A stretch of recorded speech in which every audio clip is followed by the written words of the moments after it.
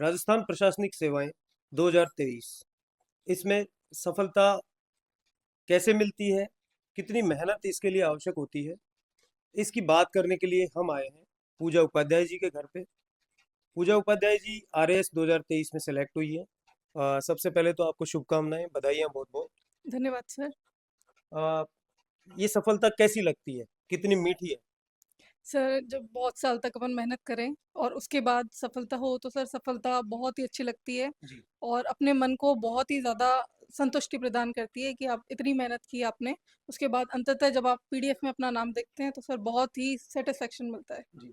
तो कितने वर्ष की आपकी ये तपस्या रही? सर 4 to 5 years की ये तपस्या और रही। ये कौन सा अटेम्प्ट है?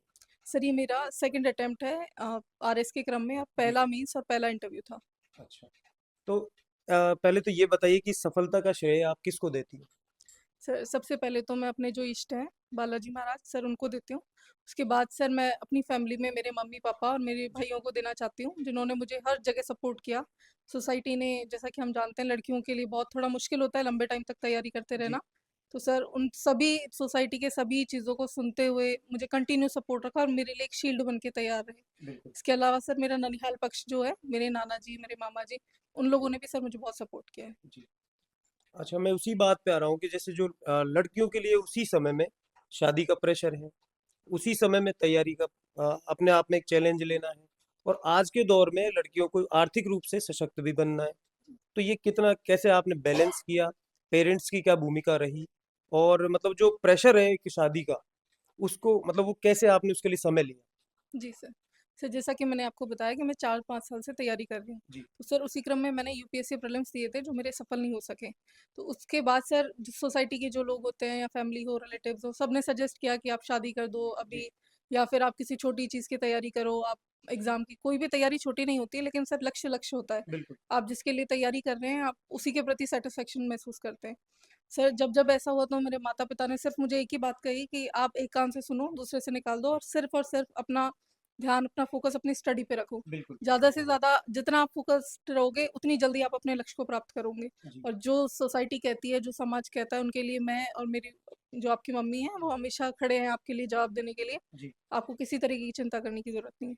और सर आर्थिक रूप से मैं कहूँ तो आर्थिक रूप से कभी भी सर, क्योंकि मैं एक मध्यम वर्गीय परिवार से आती हूँ, जी। तो सर हालाँकि चैलेंजेस होते हैं हम लोगों के लिए, लेकिन सर फिर भी मेरे माता-पिता ने मुझे कभी भी किसी भी तरीके की आर्थिक परेशानी का सामना नहीं करने दिया। जी। खुद ने सब कुछ सँभाला है। और सर अभी जैसे रिसेंटली मैं होम ट्यूशन्स भी स्टार्ट कर दिए थे मैंने, तो अच्छा। उसके थ्रू मैं सर अपना कर लेती हूँ। जी। तो इस सफलता के बाद अभी और क्या प्लानिंग्स आप कर रही हैं? आगे की क्या योजना है? सर अभी जैसा कि मुझे रैंक इम्प्रूव करनी है और हर कोई प्रॉपर ही चाहता है, जी। तो सर मैं भी यही चाहती हूँ। तो उसके लिए मैं अभी फिर से एक बार, मेरा 2024 का मीन्स क्लियर हो चुका है, बिल्कुल। तो सर मैं उसके लिए इंटरव्यू देना चाहूँगी और यदि मुझे उसमें और अच्छी, मैं कोशिश करूँगी कि मुझे मिल जाए। सर मिलने पे फिर मैं आगे यूपीएससी के लिए तैयारी करना चाहूँगी। देखिए, पहले तो मैं ये कहूँगा कि जो सैटिस्फैक्शन नहीं होना, ठीक है कि आप बड़े लक्ष्य रखती हैं, लेकिन रिग्रेट नहीं करना चाहिए। मुझे लगता है कि आपको जो मिला है, वो बहुत सारे ऐसे अभ्यर्थी हैं जिनको कुछ नहीं मिला है, और वो कहीं न कहीं मुझे लगता है कि एक तनाव का कारण हो सकता है। जी क्या सर। कहेंगे? सर मैं सैटिस्फाइड नहीं हूँ, लेकिन मैं खुश हूँ कि मैं अपने प्रथम मीन्स और प्रथम इंटरव्यू में यहाँ तक पहुँच गई हूँ। बिल्कुल, बिल्कुल। और कहीं न कहीं मुझे ऐसा लगा कि मैं स्टैंड कर सकती हूँ उस लिस्ट में और भी आगे जा सकती हूँ, तो इससे मुझे मेरे पोटेंशियल का पता चला, इसलिए जी। मैं हैप्पी हूँ लेकिन सैटिस्फाइड नहीं हूँ। तो मैं बिल्कुल। आगे उसके लिए प्रयासरत रहूँगी। और सर जो बच्चे नहीं हो सकते हैं, मैं उनको आपके प्लेटफ़ॉर्म से कहना चाहूँगी कि आप कभी भी ये ना सोचें कि आप नहीं कर सकते हैं। यदि आपको अपने ऊपर भरोसा है, जी। तो आप बाकी सारे जो चैलेंजेज़ हैं, उनको साइड में रख के अपने जो गोल है उस पे फ़ोकस करें, कंसिस्टेंसी रखें, पढ़ते रहें और अपने आप पे विश्वास रखें। जी। आप एक ना एक दिन ज़रूर अपना नाम पीडीएफ लिस्ट में देखेंगे। जी। बहुत सारे ऐसे बच्चे हैं जो विफलता की स्थिति में या फिर माहौल नहीं मिलने की स्थिति में निराश रहते हैं, और कई बार वो ऐसे नेगेटिव साइड कोशिश भी करते हैं। जी। उनसे क्या कहेंगे? सर मैं उनसे यही कहूँगी कि आप ज़्यादा से ज़्यादा अपने आस-पास का जो एनवायरनमेंट है वो पॉज़िटिव रखने की कोशिश करें। जी। अपने आस-पास ऐसा फ्रेंड सर्कल बनाएँ जो पॉज़िटिव हो, आपको अपलिफ्ट करता हो। इसके साथ ही जो आपकी फैमिली होती है, जो पेरेंट्स होते हैं, वो बहुत ही इम्पोर्टेंट सोर्स होते हैं जी। आपके लिए।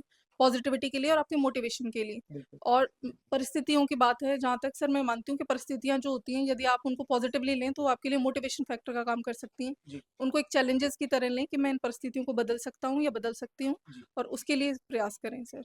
अच्छा। और वो जो लड़कियाँ हैं, जो अपने जीवन में कुछ करना चाहती हैं, उनके लिए क्या मैसेज दें?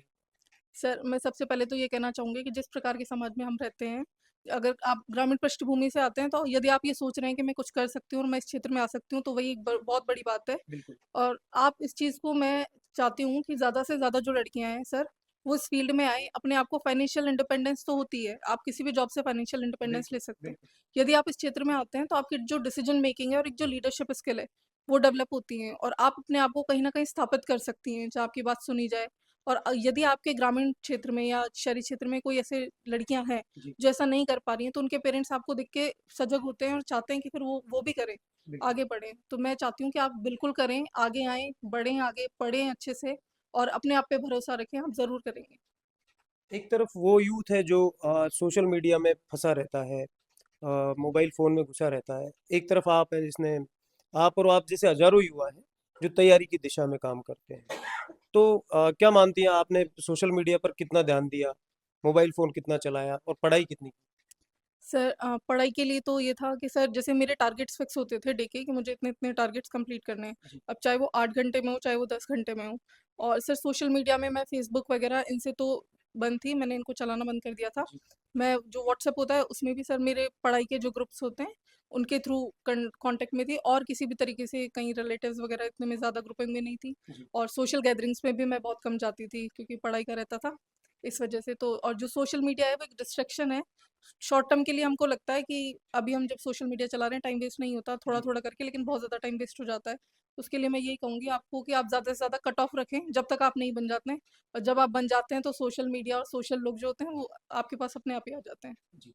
तो पूजा आपको हम शुभकामनाएँ देंगे भविष्य के लिए, आप जो तैयारी कर रही हैं और जो भी आपके जीवन में मतलब महत्वपूर्ण है उसके लिए बहुत-बहुत शुभकामनाएँ, बहुत-बहुत बधाइयाँ। जी सर, बहुत बहुत थैंक यू आपको। मैं और उन सभी माता-पिताओं से ये कहना चाहूँगा कि बच्चे हमारे जो हैं, हम उनकी पोटेंशियल को पहचानें, हम उनकी योग्यता को पहचानें और उन बच्चों को अपने जीवन में स्वतंत्र रूप से कुछ करने का अवसर प्रदान करें। जब हम उन्हें सपोर्ट करते हैं, उनकी योग्यताओं के अनुरूप उन्हें काम करने देते हैं, तो निश्चित रूप से वो बच्चे हमारे लिए एक बहुत बेहतर परिणाम लाकर दे सकते हैं। आवश्यकता है हमें उन्हें संबल प्रदान करने की, हमें उन्हें सपोर्ट देने की और उनकी मेहनत को सही पहचान करने की। मैं बेटियों के लिए यही सोचूंगी कि जितनी अपन से माँ से जितनी बन पाए वो बच्चियों के लिए करे। बच्चियों का जब तक माँ सहयोग नहीं करेगी, बच्चियां आगे नहीं बढ़ पाएंगी। सुविधाएं माँ को ही देनी पड़ती हैं। घर के अंदर कोई भी काम हो, कुछ भी हो, अगर बच्चियों को काम में अपन लगा देते हैं तो उनका ध्यान भी बढ़ जाता है, भाई ये काम करना वो काम करना। लेकिन अगर फ्री छोड़ते हैं तो मात्र एक ही काम रहता है, पढ़ाई का। और माँ भी उनको बार बार यही फोकस कराएगी, पढ़ो आप पढ़ो। और बच्चियों को पढ़ाई करना बहुत जरूरी होता है। तो उसमें क्या, अगर चिंता नहीं रहती, माँ बाप को अपने पैरों पे खड़े रहते, तो आगे के लिए उनको मार्गदर्शन मिलता रहता है और आगे वो बढ़ने की आगे प्रयास भी करती हैं बच्चियाँ। और पढ़ाई के लिए भी माँ उनको कहे कि भाई पढ़ो, तो वो बच्चियाँ पढ़ती हुई आगे बढ़ाने का श्रेय माँ का भी होता है, पिता का भी होता है।